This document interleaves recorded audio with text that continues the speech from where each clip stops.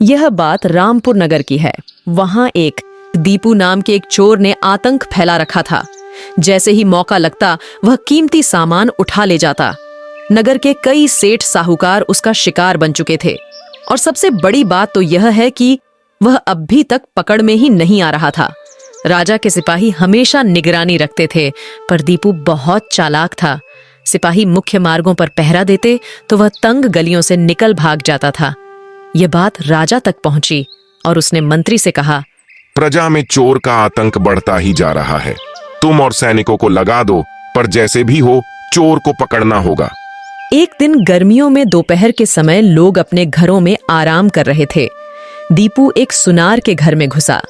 सोने चांदी के बहुत से आभूषण चुराकर उसने एक पोटली में बांध लिया। घर के पिछवाड़े से कूदकर वह एक छोटी गली में आ गया। वह धीरे धीरे बचता बचाता आगे बढ़ रहा था। अचानक उसे सामने चौराहे पर खड़े सिपाही नजर आए।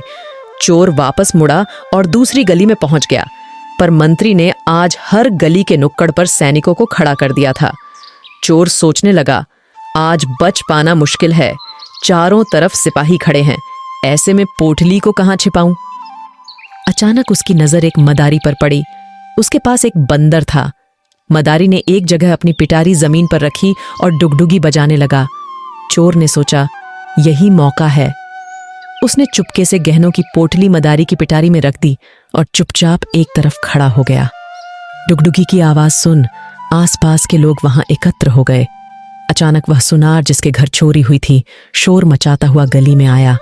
रोते हुए बोला, हाय मैं लुट गया, कोई मेरे गहने चुरा ले गया। फिर दरोगा ने आवाज सुनी तो कुछ सिपाहियों को ले दौड़ा दौड़ा आया। दरोगा ने देखा सामने गली के नुक्कड़ पर भीड़ लगी है। मदारी डुगडुगी बजाकर बंदर को नचा रहा है। दरोगा ने सिपाहियों को आदेश दिया, हो सकता है चोर इसी भीड़ में छिपा हो, सबकी तलाशी लो।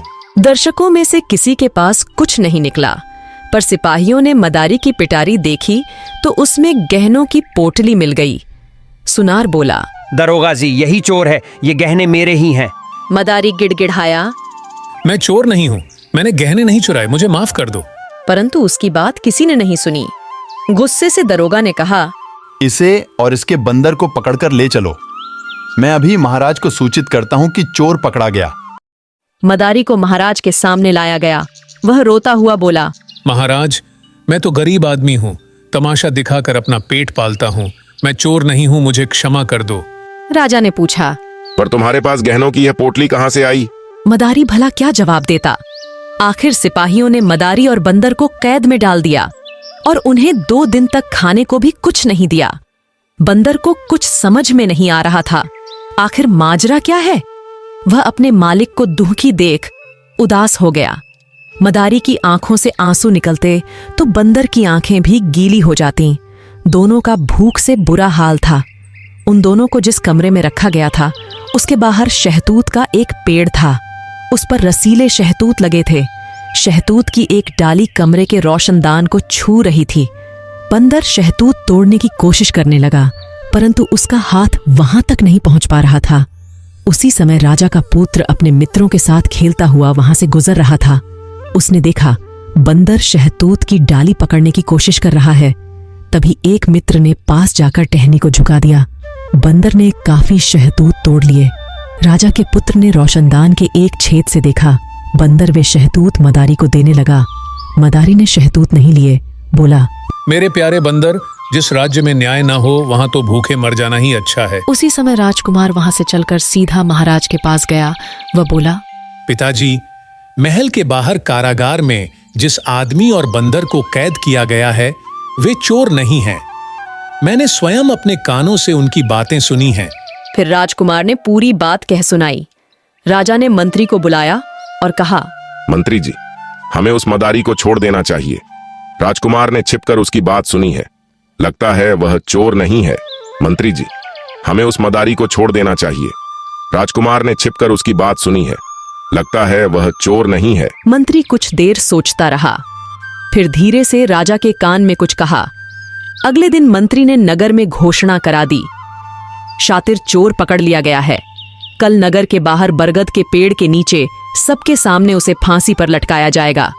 सभी नगरवासी वहां उपस्थित रहे। पूरे नगर में चर्चा फैल गई। हर कोई चोर को देखना चाहता था। दीपू चोर ने भी घोषणा सुनी। सोचने लगा, कल सब लोग बरगद के पेड़ के नीचे एकत्र होंगे। नगर में कोई नहीं रहेगा। ऐसे में खूब माल चुराया जा सकता है। अगले दिन सब लोग बरगद के पेड़ के नीचे इकट्ठे हो गए। दीपू तो ताक में था ही। कई साहूकारों के घरों में घुसकर खूब सोना चांदी और जेवर बांध लिए और सारा माल लेकर निकला ही था कि सामने से सिपाहियों ने देख लिया। चोर वापस भागा, पर पीछे भी सिपाही खड़े थे। बच निकलने का कोई रास्ता नहीं था। तभी मंत्री सामने आ गया। बोला, आज क्या स्वांग रचोगे? धूर्त, आज तुम्हें कोई मदारी नहीं मिलेगा जिसके पास चुपके से पोटली रखकर तुम बच जाओ। चोर रंगे हाथों पकड़ा गया था। वह माफी मांगने लगा। मंत्री बोला, सारे नगरवासी बाहर बरगद के पेड़ के नीचे तुम्हारा इंतजार कर रहे हैं। हमने उनसे कहा था कि चोर को फांसी दी जाएगी। अब तुम जल्दी चलो। भाइयों, वह मदारी चोर नहीं था। असली चोर आज आपके सामने है। इस चोर को पकड़ने के लिए ही हमने यह योजना बनाई थी। सैनिकों ने उसे जोर से पकड़ लिया और नगर के बाहर बरगद के पेड़ के पास ले गए। लोगों ने नए चोर को देखा तो काना फूसी करने लगे।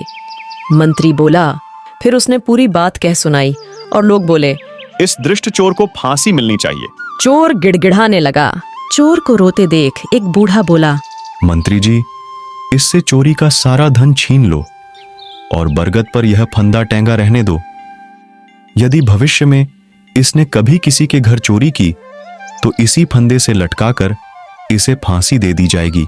दीपू ने बूढ़े बाबा के पैर पकड़ लिए और कहा, बाबा, मैं कसम खाता हूँ, आगे से मेहनत करके ही कमाऊंगा। इतनी देर में कुछ सिपाही मदारी और बंदर को लेकर आ गए और इसके साथ साथ राजा का रथ भी था। राजा बोला, मदारी और बंदर को बेकसूर होते हुए भी भूखे प्यासे कैद में रहना पड़ा। इसके बदले इन्हें खजाने से 100 स्वर्ण मुद्राएं दे दी जाए। मदारी इनमें से आधे पैसों का शहद और केले लेकर बंदर को खिलाएगा। मदारी ने सुना तो खुशी से मुस्कुरा दिया। मदारी को हंसते देख बंदर भी नाचने लगा। अगर आपको वीडियो पसंद आई तो इसे लाइक, शेयर एंड सब्सक्राइब करना ना भूले।